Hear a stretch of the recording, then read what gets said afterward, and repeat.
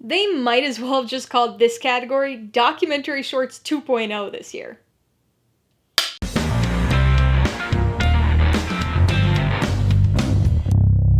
Hey everybody, welcome to Mainely Movies. Today we're going to be continuing to focus on Oscar-related content. Best Picture gets all of the attention and glory, but we're going to be talking about the lesser-known and underappreciated categories, the short films. For once, I didn't have to drive all around Maine to see all of this year's Oscar-nominated shorts in order to tell you about them. One of my theaters was showing them via a virtual cinema, but I know that not everybody can get out to see these, so I'm hoping that this 3-part Rankography series is able to help you out and get you prepared for the Oscar ceremony. If you're new here, please consider subscribing for a variety of movie-related content like reviews, ranked lists, and trailer reactions. I've already talked about the documentary shorts, so that brings us to our second category, the live-action shorts. This category is typically the second most popular of the shorts, and is often shown as a double feature along with the animated shorts, so hopefully some of you have had an opportunity to watch these. The 5 nominees are Feeling Through, The Letter Room, The Present, Two Distant Strangers, and White Eye. Since this is a rankography, I'm going to be ranking these shorts, but remember, this is just my ranking, not the ranking, so be sure to post your own personal ranking of the 2021 live-action short film Oscar nominees in the comments below. Coming in at number 5, White Eye. This is an Israeli submission and was directed by Tomer Shushan. It tells the story of a man whose bike was stolen, and after finding it chained up outside of a factory, he confronts the thief. Much like with the documentary short nominees this year, I honestly enjoyed all 5 of the live-action nominees. So even though I'm putting this in last place, I still liked it.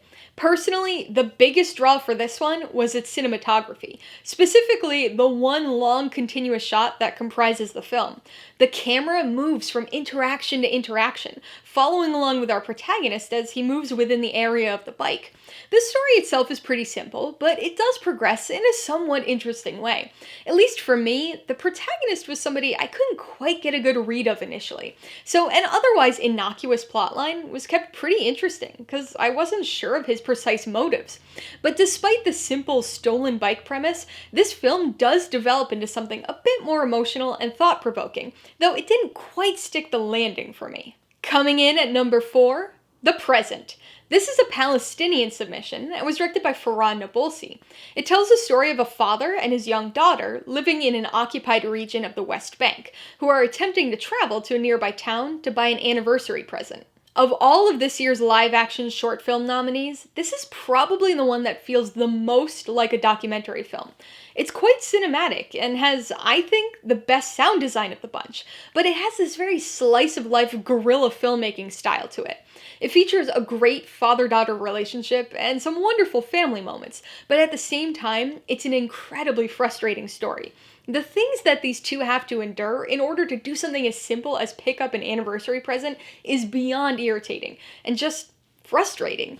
This short is 25 minutes long, so it's not really all that short, but it feels like it.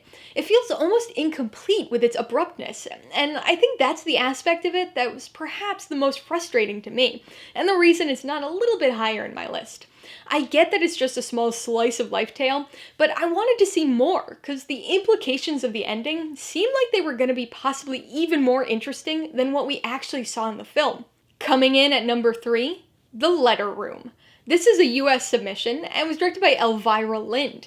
It focuses on a kind and mild-mannered corrections officer who's transferred to the prison's communication office. He's put in charge of scanning and reading all incoming and outgoing mail from the prison and finds himself caught up in the personal lives of some of the inmates. This one took a little bit of time to get going, but I gotta say, I really enjoyed this, and it ended up being a much different film than I originally anticipated.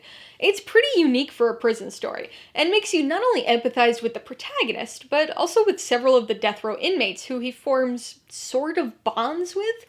There's this strong emotional aspect to the story, because it explores the various types of impact that incarceration can have on people. On the inmates themselves, on their loved ones, and on the corrections officers. So the film has this seriousness to it, but it's nicely balanced with heart as well as a decent amount of subtle humor. I also have to admit that I'm a little embarrassed by just how many minutes I sat there thinking, man, this guy looks so much like Oscar Isaac. because it is Oscar Isaac, and this is his wife's film. Coming in at number 2, Feeling Through. This is another US submission and was directed by Doug Rowland. It tells the story of a homeless teenager who, while walking around New York City late at night, encounters a man with a sign stating that he's both deaf and blind and needs help crossing the street. The story was inspired by an actual encounter that the director had, and is also the first film to ever star a deaf-blind actor in a leading role, with Robert Tarango as Artie. I really enjoyed this movie. To be honest, it was a bit of a toss-up for me, whether this was going to take the second or first spot in this list. It's a bit of a predictable story, to an extent, and I suppose you could argue that it's very emotionally one-note, but it's such a heartwarming story about connection, communication, and common bonds. It starts off a bit somber and kinda uneasy, but gradually develops into a very kind and humorous story with a ton of heart. I think of the nominees in this category, this film definitely had the best performances.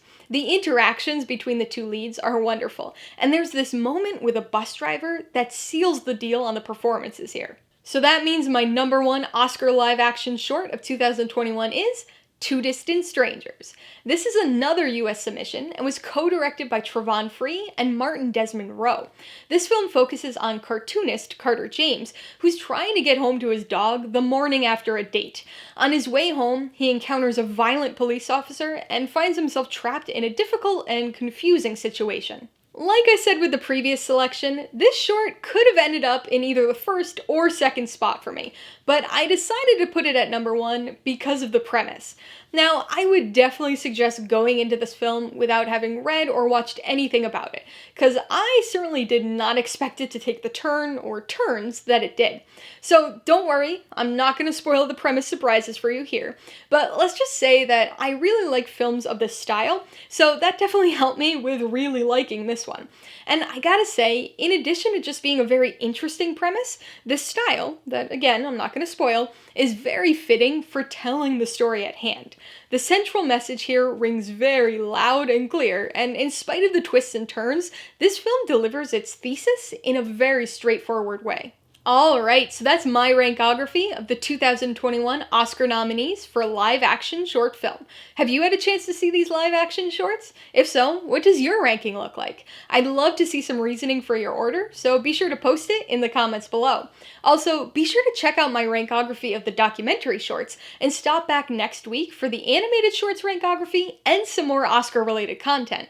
Alright, so if you get some enjoyment, insider information out of this rankography, I'd appreciate it if you'd hit that like button. And if you haven't done so already, please hit subscribe while you're at it to see more videos like this, as well as movie reviews. Till next time, this has been Alyssa with Mainly Movies, the way life should be.